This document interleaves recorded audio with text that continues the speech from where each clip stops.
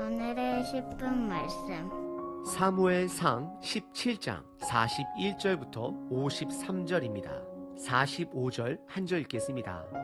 다윗이 블레셋 사람에게 이르되 너는 칼과 창과 단창으로 내게 나아오거니와 나는 만군의 여호와의 이름 곧 내가 모욕하는 이스라엘 군대의 하나님의 이름으로 내게 나아가노라. 오늘 본문은 우리가 잘 알고 있는 다윗이 골리앗과 싸워 이긴 내용입니다. 그러다 보니 오늘 본문을 살펴볼 때에 성경이 말씀이 강조하는 부분보다 내가 강조하고 싶은 것에 더 관심을 갖는 유혹이 있을 수 있습니다. 그래서 오늘 본문은 두 가지에 초점을 두고 살펴보겠습니다. 첫 번째는 먼저 성경이 강조하는 부분을 살펴보겠습니다. 두 번째는 다윗은 예수님의 그림자입니다. 오늘 다윗을 통해 예수님의 복음과 연결하여 살펴보겠습니다. 우선 17장 전체에 울려 퍼진 메아리는 골리앗이 자주 말했던 하나님을 향한, 이스라엘을 향한 모욕입니다. 오늘 본문 45절에도 모욕이라는 단어가 등장합니다. 세상은 하나님이 말씀하신 삶의 방식을 무시합니다. 모욕합니다. 왜냐하면 기준이 다르기 때문입니다. 오늘 본문에 다윗이 전쟁에 사용한 무기는 창도 아니고 칼도 아닙니다. 그렇다라고 해서 그가 실질적으로 사용한 돌도 아닙니다. 그가 사용한 진정한 그의 무기는 하나님의 이름입니다. 하나님에 대한 확신입니다. 믿음입니다. 그래서 그가 가진 보잘것없는 세상의 무기인 돌은 그의 확신을 더욱더 드러내고 강조합니다. 여러분들은 이 험난한 세상을 살아가는데 가지고 계신 무기는 무엇인가요? 우리의 최대 무기는 바로 하나님이어야 합니다. 그분이 우리와 함께하는 것입니다. 오늘 본문을 통해 내 삶에 나의 최대의 무기인 하나님의 이름이 내 삶에 있는지 스스로 점검해 보시길 바랍니다.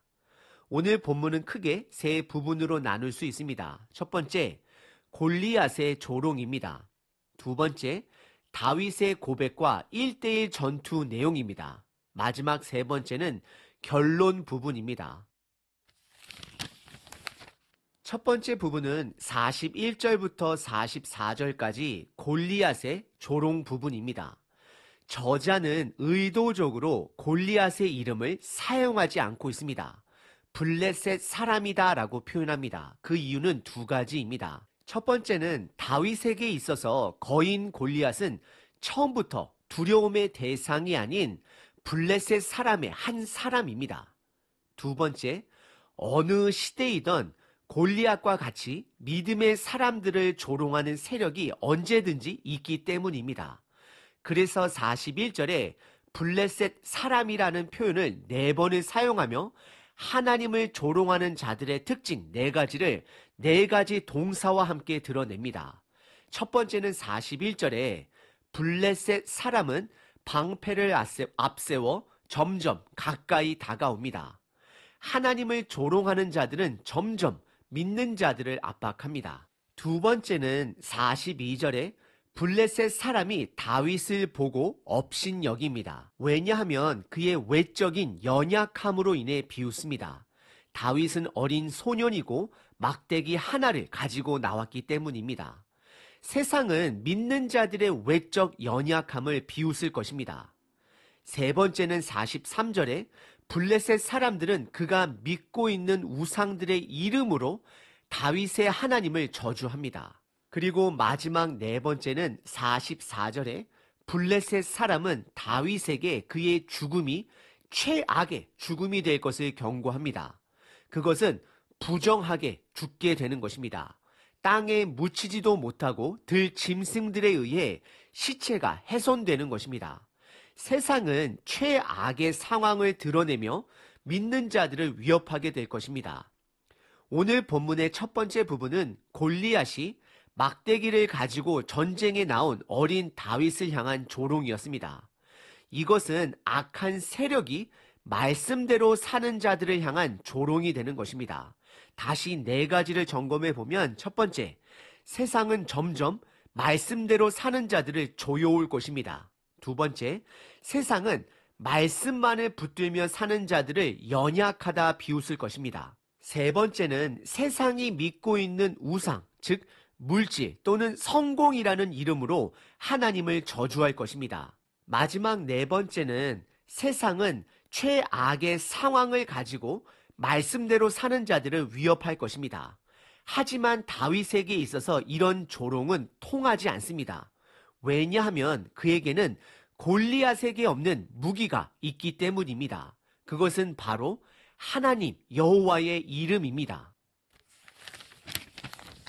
오늘 본문의 두 번째 부분은 45절부터 49절까지 다윗의 고백과 1:1 전투 내용입니다. 우선 다윗의 고백 내용을 히브리 본문으로 보시게 되면 총 63개의 단어로 되어 있습니다. 하지만 막상 1:1 전투 장면은 36개의 단어로 1:1 전투 장면보다 다윗의 고백의 내용에 집중하고 있음을 알 수 있습니다. 그의 고백은 총 3가지로 나눌 수 있습니다. 첫 번째는 45절에 다윗은 골리앗의 무기를 인지하고 본인 무기를 드러냅니다.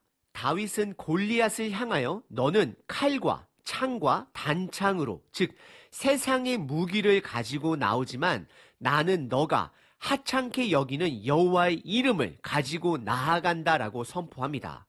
다윗의 최대 무기이자 그가 오로지 신뢰한 것은 바로 여호와의 이름입니다. 돌이 아닙니다. 그리고 두 번째는 46절에 다윗은 확신을 가지고 싸우러 나아갑니다. 승리에 대한 확신입니다. 그는 골리앗이 위협한 그 부정한 죽음이 오히려 그에게 있을 것을 선포합니다. 다윗은 오늘 여호와께서 골리앗을 그에게 넘겨주셨다라고 선포하고 골리앗의 목은 베일 것이고 그의 몸은 공중의 새와 들짐승들에게 훼손당할 것을 경고합니다.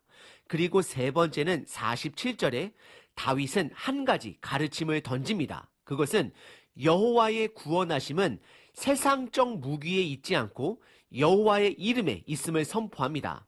이것은 14장에 요나단이 바위 언덕을 기어 올라가 블레셋과 싸울 때에 선포한 것과 연결이 되는 것입니다. 여호와의 구원은 숫자의 많고 적음이 아니라 하나님께 달려 있습니다. 즉 세상적 무기에 전쟁의 승패가 있는 것이 아니다라고 선포하였습니다. 그리고 이런 확신은 48절과 49절에 신속한 그의 행동으로 이어집니다. 블레셋 사람이 일어나 다윗에게로 마주 가까이 올 때에 다윗이 블레셋 사람을 향하여 빨리 달리며 손을 주머니에 넣어 돌을 가지고 물매로 던져 블레셋 사람의 이마를 치매 돌이 그의 이마에 박히니 땅에 엎드러지니다라고 기록합니다. 정작 전투의 과정은 다윗의 선포 내용과 비교해 보면 간단하게 끝이 납니다. 오늘 본문의 두 번째 부분은 다윗의 고백과 전투 내용입니다. 다윗의 선포에는 3가지 가르침이 담겨져 있었습니다. 다시 한번 기억해 보면 첫 번째, 다윗의 무기는 여호와의 이름임을 선포합니다. 두 번째는 다윗은 여호와의 승리를 확신합니다. 세 번째는 여호와의 구원은 세상의 무기가 아닌 여호와의 이름에 있음을 선포합니다. 오늘 본문의 결론 부분, 세 번째 부분은 50절서부터 58절까지 블레셋 군사들의 패배와 사울 왕이 다윗을 바라보는 관점의 변화입니다. 우선 50절을 보시게 되면 성경은 다시 한번 다윗의 손에 칼이 없음을 강조합니다. 이것은 전쟁이 여호와의 이름으로 승리했음을 드러내고 있는 것입니다. 세상의 무기로 승리한 것이 아닙니다. 다윗은 돌에 맞아 쓰러진 골리앗을 그의 칼로 죽이고 그의 머리를 골리앗의 칼로 베게 됩니다. 그러자 이것을 지켜보던 블레셋 사람들은 도망가기 시작합니다. 그리고 성경은 블레셋의 5대 성읍 중 2곳을 이야기하며 가드와 에스론까지 이스라엘이 점령하게 되었다라고 기록합니다. 그리고 다윗은 골리앗의 머리는 예루살렘으로 가지고 가고 골리앗의 갑주는 자기 장막에 두었다라고 기록합니다. 그리고 이어지는 55절서부터 58절까지는 사울 왕이 다윗을 보는 관점의 변화입니다. 사울 왕은 이제 다윗을 볼 때에 그를 음악으로 치료해주는 악사가 아닌 전쟁의 전사로 보기 시작합니다.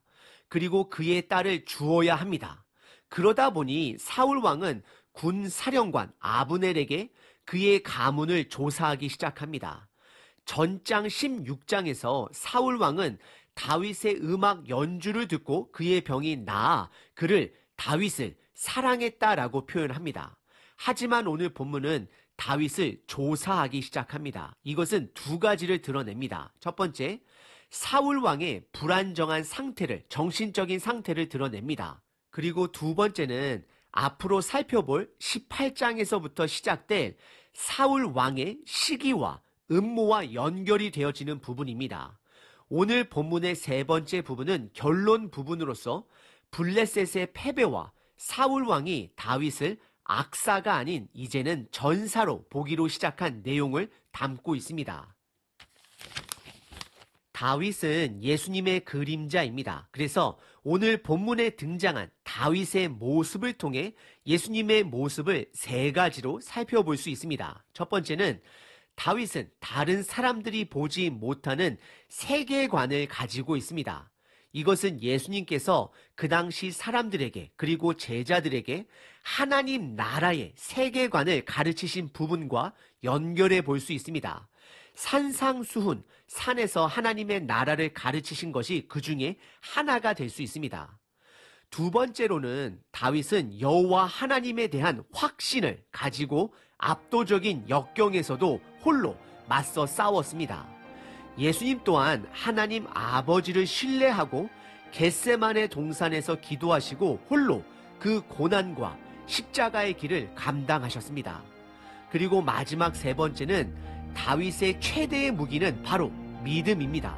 이것은 예수님의 모든 삶이 하나님 아버지에 대한 믿음에 뿌리를 둔 삶과 연결할 수 있습니다. 그래서 예수님은 제자들에게 믿음에 대해 강조하시고 가르치셨던 것이었습니다. 하나님께서 다윗을 새로운 왕으로 선택하시고 그를 통해 여호와 하나님을 선포하게 했습니다. 그리고 그를 통해 승리를 확정 지으셨습니다. 하나님은 예수님을 이 땅에 보내주시고 예수님을 통해 하나님 아버지를 우리들에게 드러내셨습니다. 선포하셨습니다. 예수님을 통해 승리를 확정 지어 주신 것입니다. 그런 예수님께서 저와 여러분들을 이 땅에 사명과 함께 보내셨습니다. 그 사명을 이루기 위해 반드시 있어야 할 무기는 바로 예수님의 복음입니다. 그 복음의 확신을 갖고 나의 십자가를 감당하며 살아가야 합니다. 오늘 하루 나에게 다가오는 골리앗을 향해 복음의 무기로 당당하게 맞서시는 저와 여러분 되시길 바랍니다.